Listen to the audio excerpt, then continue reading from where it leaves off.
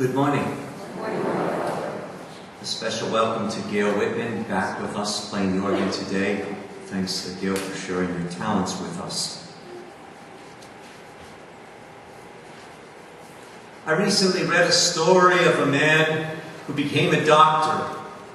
And he wrote to his school teacher a letter of profound gratitude for her witness, for her example, for her teaching, and for giving him so much inspiration and encouragement at a young age in his life.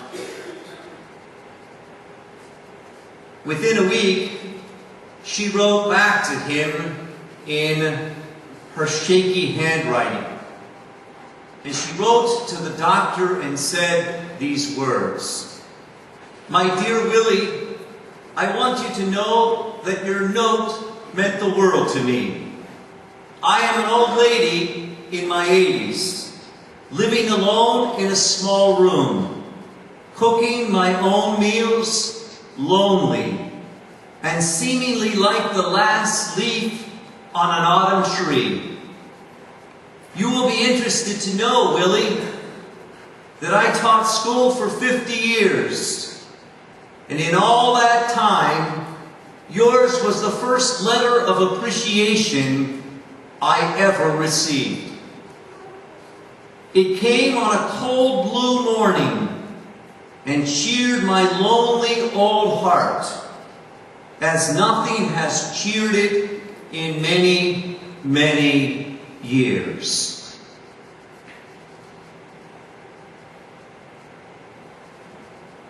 Aesop said, "Gratitude is the sign of a noble soul."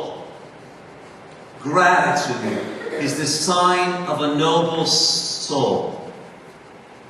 Meister Eckhart, a German theologian and monk who lived in the 13th century, said, "If the only prayer in your life is thank you, that would suffice to give God that due."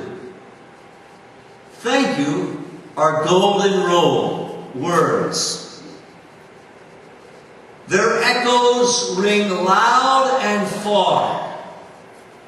Today's readings imbue us with a spirit of profound gratitude as we gather as God's people.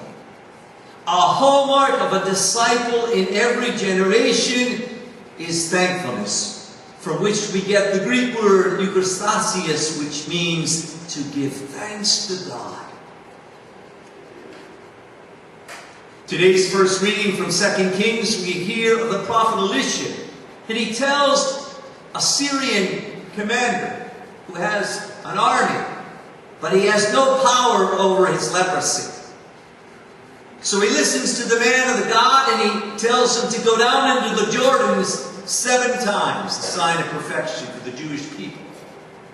So he goes down and he comes back and he's healed in a remarkable way. His skin is like a baby. He's changed. He's no longer an outsider. He can now worship in the temple. He's a member of the society. He's no longer taboo. There's no more prohibitions against him. And he wants to give a gift to the prophet Elisha. "I don't want your gift. You want to give a gift? Give it to God." So he urges him, "Please, please take this gift. I'm so grateful that I've been healed of my leprosy." Once again, the prophet says, "I don't want your gift. The gift's got to go to God." So he says, "I'll take 2 mule loads of soil, and I will not worship but the God of Israel." Not only was he cleansed of leprosy, his heart was cleansed to worship a true God and give up his other gods. That's the point of the story. And he was so thankful. He was so lavish and abundant. Like Paul in all of his epistles, whether it's in Greece or whether it's Corinthians, whether it's Galatia, Paul begins all of his epistles by saying, "I'm grateful to God for you." As he wrote his 13 letters, I'm grateful to God for your faith in Jesus Christ, who is our hope, who is our healing, and who is our salvation, lest we ever forget it. Yesterday I had the funeral of Elsa DeChico, who came to the 10 o'clock Mass here at St. Joseph's, who came as an immigrant from Italy at the age of 7. Her husband Leo sang in the choir. And there was a beautiful obituary in the paper yesterday. Brought taste of Italy, passion for cooking to Coraopolis. She was always the last one out of church. And I would always say, Elsa, you're at the end of the line. And she said, you know, the Lord has a way of slowing you down in life. And I'm so happy just to count my blessings of so many good memories, of so many good pleasantries in my life. She lived through 17 presidents in the United States of America. She lived through 11 popes in the church. She journeyed with over 12 pastors here at St. Joseph's. She had one husband and one life. And her life knew the ingredient of life, gratitude. She was so grateful for everything and everyone. It made everybody feel so special. Since 1959, she volunteered 19,000 hours at Sewickley Hospital to bring light to those in darkness. So great was her love, and deep was her faith. To be Christ's presence to others, she got it. She knew the ingredient of life, gratitude. Be grateful to God for your victories and for your defeats. Be grateful to God for your friends and your enemies. Be grateful to God for the Eucharist and the sacrament of penance. Be grateful to God for your guardian angels. Be grateful to God for morning, noon, and night. Be grateful to God for today and the promise of tomorrow. Be grateful to God for your illness and for your health. Be grateful to God for your poverty and for your wealth. Be grateful to God for your nation and for your church. Be grateful to God for your work and for your prayers. Be grateful to God for your troubles and for your cares. Be grateful to God that you can see and you can hear. Be grateful to God that you're alive. Be grateful to God when you draw your last breath on earth, so that our poor souls can lie under the sod of Mother Earth and still sing a song to God. I thank you, Lord, for creating me. I thank you, Lord, for redeeming me. And I thank you, Lord, for loving me into a new and glorious life, lest I ever forget it. That's what we celebrate Sunday after Sunday, that we are grateful to people, to God, for all the amazing things that He does in our lives.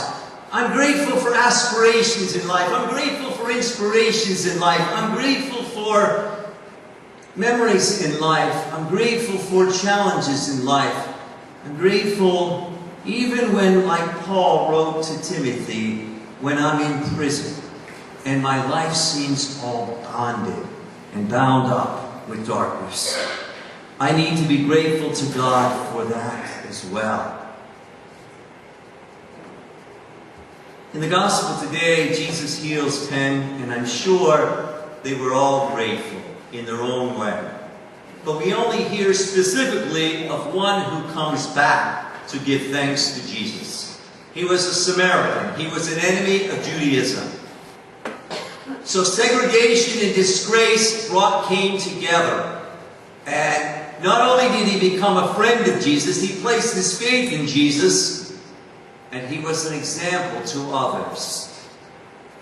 None of us are outside the radius of God's care, and none of us are outside the compass of His gaze.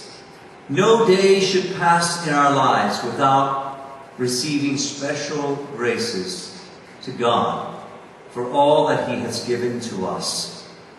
The grace of a good conscience, the grace of forgiving an enemy, the grace to receive the Lord in the Eucharist that cleanses our hearts before God, that frees us from the bond and the power of sin, that unites us as one body, that gives us joy and thanksgiving that swells up within our hearts.